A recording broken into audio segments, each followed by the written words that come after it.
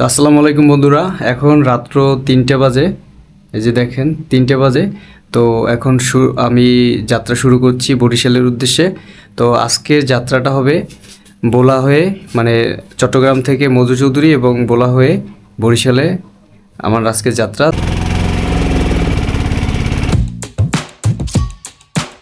বন্ধুরা, চট্টগ্রাম একটি শহর যেখানে গতি কখনো থামে না। বন্দর, পাহাড় আর মানুষের ব্যস্ততায় ভরা এই নগরী থেকে শুরু হলো আমাদের আজকের এই পথ চলা। আগ্রাবাদ থেকে কত দূর আসতে না আসতেই শুরু হলো ঝুম বৃষ্টি, আর এই বৃষ্টির মাঝে ছুটে চলেছি চট্টগ্রাম এক্সেস রোডের বাস স্ট্যান্ডে। সেখান থেকে আজকে আমরা জোনাকি পরিবহনে চলে যাব আমাদের পরবর্তী গন্তব্যের উদ্দেশ্যে, লক্ষ্মীপুর জেলার মধু চৌধুরী লঞ্চঘাটে।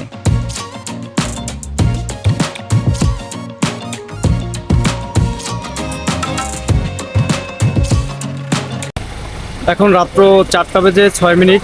তো জোনাকি পরিবহনে আমরা চট্টগ্রামের বড়পোল থেকে মধু চৌধুরীর উদ্দেশ্যে রওনা দেব। তো এই গাড়িটিতে নোয়াখালী লক্ষ্মীপুর থেকে মধু চৌধুরী উদ্দেশ্যে ছেড়ে যাবে।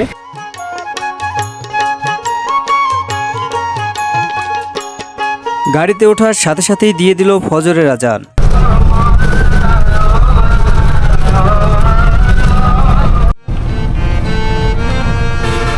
বাংলাদেশ নদীর দেশ। এই দেশের প্রতিটি যাত্রা শুধু পথ চলা নয়, এটি একটি গল্প বটে, মানুষের, প্রাকৃতিক আর স্মৃতির। আজ আমরা যাত্রা শুরু করেছি চট্টগ্রাম থেকে ভোলার বুক চিরে বরিশালের পথে।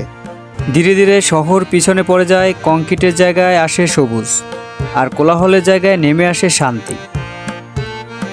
জানালার বাইরে তাকিয়ে মনে হয় এ দেশটাকে কতই না কম দেখি আমরা। ধন্যবাদ ভাই, ভালো সার্ভিস দিতে। চট্টগ্রাম থেকে সরাসরি মধু চৌধুরী লঞ্চঘাট আমাদের নামিয়ে দিল জোনাকি পরিবহন। এই রুটে মূলত দুটি বাস সবসময় চলাচল করে, জোনাকি পরিবহন এবং শাহী পরিবহন। গাড়ি থেকে নেমেই কিছু দূর হাঁটলেই সামনে মধু চৌধুরী লঞ্চঘাট। লঞ্চঘাট দিয়ে ঘাট টিকিট সংগ্রহ করে এবার আমরা ছুটে চলেছি লঞ্চে ওঠার উদ্দেশ্যে।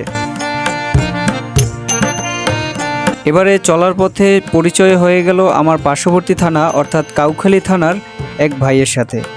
এই ভাই আমার সাথে আজকে বরিশাল পর্যন্ত যাত্রা করবেন।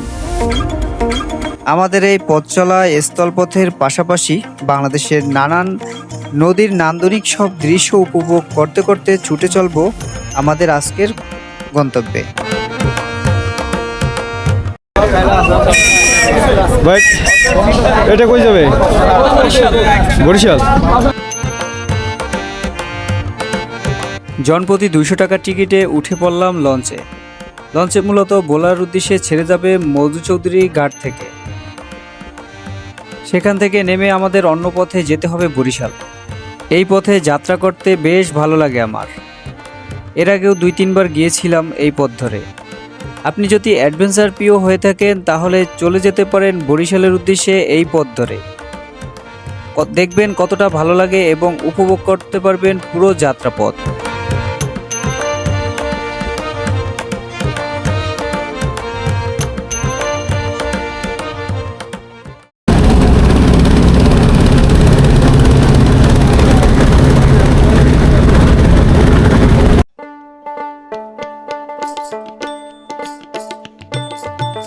বাংলাদেশে ভ্রমণ মানেই নদীর সাথে সম্পর্ক। এই যাত্রায় নদী শুধু একটি পথ নয়, এটি অনুভূতির একটি অংশ।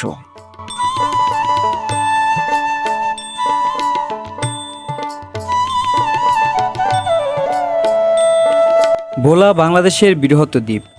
এখানে সময় একটু ধীরে চলে, মানুষ সহজ, জীবন সরল। নদী এখানে শুধু দৃশ্য নয়, এটি জীবনের কেন্দ্রবিন্দু। গন্তব্যক্ষণ বরিশাল নদীর শহরে।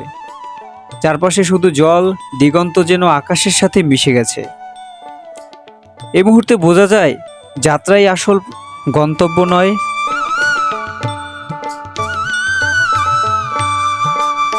ভোলা নদীর সৌন্দর্য পর্যটকদের আকর্ষণ করে। নদীর বুকে সূর্যাস্ত, শান্ত বাতাস আর ঢেউয়ের শব্দ মনকে এনে দেয় অন্যরকম প্রশান্তি।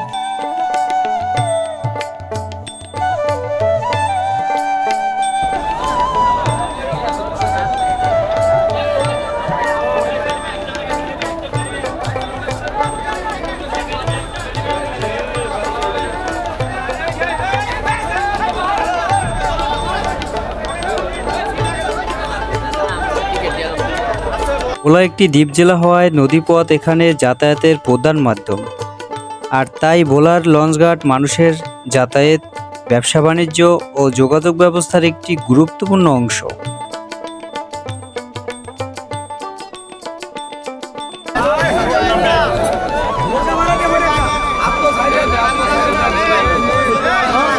আপনি দাম করেন না, যাতে আমার সুযোগ করে রাস্তা ক্লিয়ার রাখেন।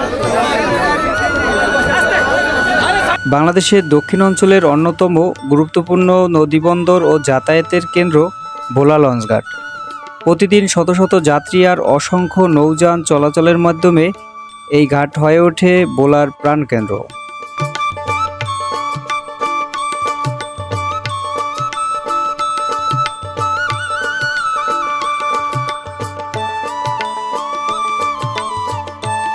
সকালের আলো ফোটার আগেই শুরু হয় লঞ্চঘাটের ব্যস্ততা।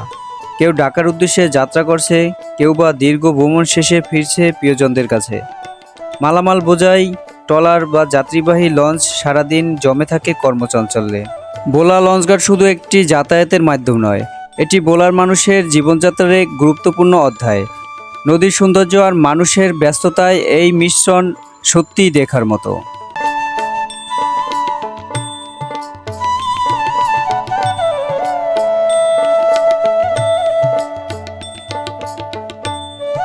ভোলার লঞ্চঘাটে নেমে আমরা একটি অটোরিকশা নিয়ে নিলাম জনপ্রতি ৮০ টাকা ভাড়ায়। এবারে যাত্রা হবে আমাদের বেদুরিয়া লঞ্চঘাট বা বেদুরিয়া ফেরিঘাটের উদ্দেশ্যে। বাংলাদেশের সবচেয়ে বড় দ্বীপ জেলা ভোলা। নদী, সবুজ প্রকৃতির বিস্তীর্ণ মাঠ আর শান্ত পরিবেশে ঘেরা এক অপরূপ জনপদ। মেঘনার তেঁতুলিয়া নদীর বুকে দাঁড়িয়ে থাকা এই জেলার সৌন্দর্য আসলেই মন ছুঁয়ে যায়। ভোলার সৌন্দর্যের অন্যতম আকর্ষণ এর প্রাকৃতিক পরিবেশ। দূর থেকে দেখা সবুজ গাছপালা, খোলা আকাশ, নদীর পাড় আর গ্রামের আঁকাবাঁকা রাস্তা যেন এক প্রশান্তির ঠিকানা। সকালে সূর্যের আলো আর বিকেলে সূর্যাস্ত ভোলাকে আরও করে মোহনীয়। দেখতে দেখতে এখন আমরা পৌঁছে গেছি বেদুরিয়া ফেরিঘাট। এখান থেকে সরাসরি বরিশাল লঞ্চঘাট চলে যাব।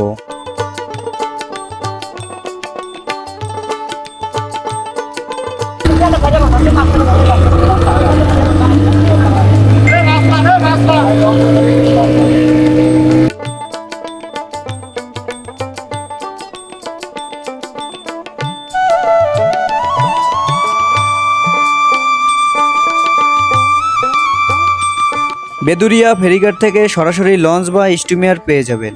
আপনার হাতে সময় থাকলে অবশ্যই লঞ্চে যাত্রা করুন। নদী ও নদী পাড়ের জনপদের প্রাকৃতিক সৌন্দর্য উপভোগ করতে করতে ছুটে চলবেন বাকি পথ।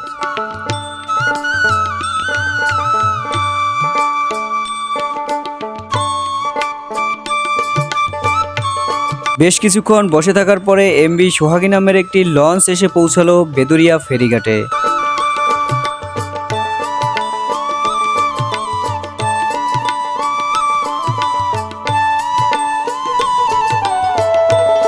পানিপথের পরিসমাপ্তি ঘটবে এই লঞ্চটির মধ্য দিয়ে। বেদুরিয়া ফেরিঘাট থেকে সরাসরি বরিশাল সদরঘাটের উদ্দেশ্যে ছেড়ে যাবে এই লঞ্চটি।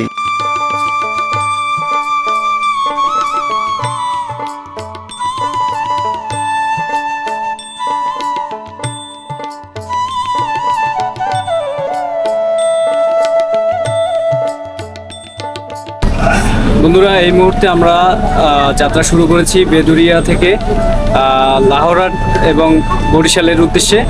তো আজকে হয়তো আমরা 2 ঘন্টার ভিতরে বরিশাল পৌঁছে যাব। ভোলা জেলার চারপাশে নদী বেষ্টিত একটি দ্বীপ জেলা। এখানে রয়েছে বিশাল সব নদী, যেমন মেঘনা নদী, তেঁতুলিয়া নদী এবং ইলিশা নদী। এই নদীগুলো ভোলার মানুষের জীবনের সঙ্গে গভীরভাবে জড়িয়ে আছে।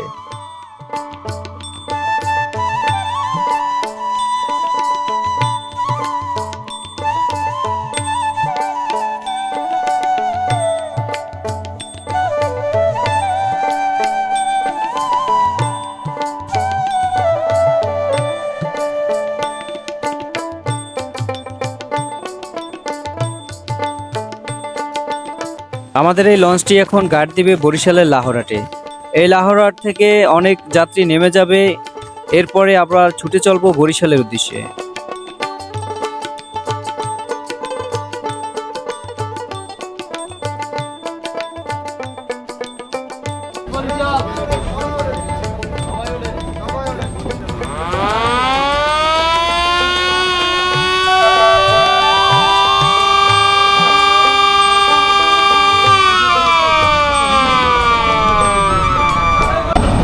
বন্ধুরা, আমাদের লঞ্চটি এই মুহূর্তে লাহোরহাট থেকে বরিশালের উদ্দেশ্যে ছেড়ে যাচ্ছে। আর হয়তো 1 ঘন্টা লাগবে না, হয়তো 40 মিনিটের ভিতরে আমরা বরিশাল পৌঁছে যাব।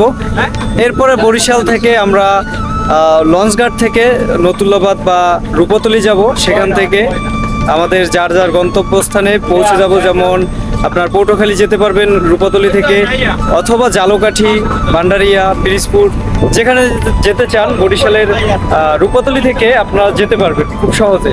ওখান থেকে সব ধরনের বাস পাবেন। ভাই, আপনাদের লঞ্চ মানে প্রতিদিন কি থাকে? প্রতিদিনই আছে, 45 মিনিট পর পর লঞ্চ। 5:15-তে ফার্স্ট ট্রিপ বরিশাল থেকে ভোলা উদ্দেশ্যে। ও আচ্ছা, এটা লঞ্চ ছাড়ে কোথা থেকে? প্রথম ঘাট হইলে লাহারাট, শ্রীপুর, ফেরিঘাট, ভোলা। এই রুটে যারা যেতে চায় তাদের কিভাবে যাবে?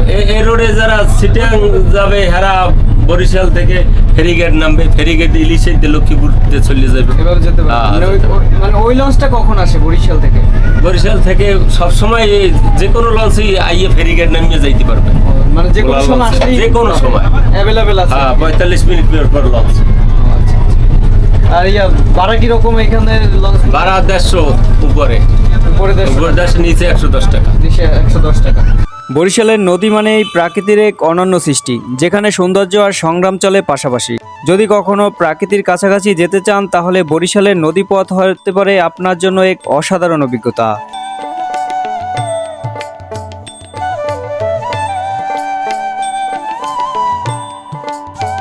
দীর্ঘ যাত্রাপথ শেষ করে আমরা পৌঁছে গেলাম বরিশাল সদরঘাটে। নদী আর মানুষের গল্পে গড়া বরিশাল সদরঘাট শুধু একটি ঘাট নয়, এটি দক্ষিণ অঞ্চলের জীবনযাত্রার এক গুরুত্বপূর্ণ অংশ। নদীমাতৃক বাংলাদেশের অন্যতম ব্যস্ত ও পরিচিত নদীবন্দর বরিশাল সদরঘাট। প্রতিদিন শত শত যাত্রী আর পণ্যবাহী নৌযান এই ঘাটকে করে তোলে প্রাণবন্ধ। দক্ষিণ অঞ্চলের মানুষের যাতায়াতের এক গুরুত্বপূর্ণ কেন্দ্র এটি। এখান থেকে প্রতিদিন ঢাকা, ভোলা, পটুয়াখালী সহ বিভিন্ন জেলায় লঞ্চ চলাচল করে।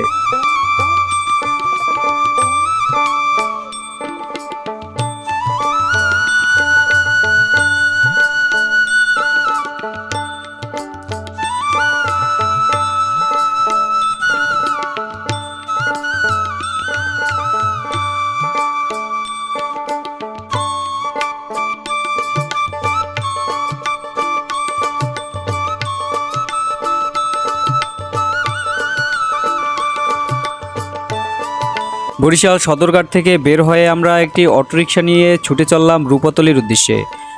রূপতলি থেকে আমরা আমাদের গন্তব্যস্থানে চলে যাব।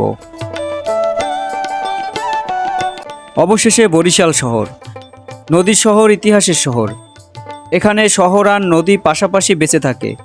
মানুষ, গল্প, হাসি, প্রতিটি জায়গায় নিজস্ব একটা আত্মা আছে। এই যাত্রায় আমাদের স্থান নয়, মানুষকেও চিনতে শিখিয়েছে। চট্টগ্রাম থেকে বলা হয়ে বরিশাল এই পথে আমাদের শিখিয়েছে বাংলাদেশকে বুঝতে হলে তার নদীগুলোকে জানতে হয়, কারণ এই নদীগুলোর মধ্যেই লুকিয়ে আছে এদেশের আসল গল্প। বন্ধুরা, এই মুহূর্তে এখন আমি আছি রূপতলি, বরিশালের। তো বরিশালের রূপতলি থেকে আপনি এখান থেকে পটুয়াখালী সহ দক্ষিণ অঞ্চলের বিভিন্ন জায়গায় যেতে পারবেন খুব সহজে বাসে করে।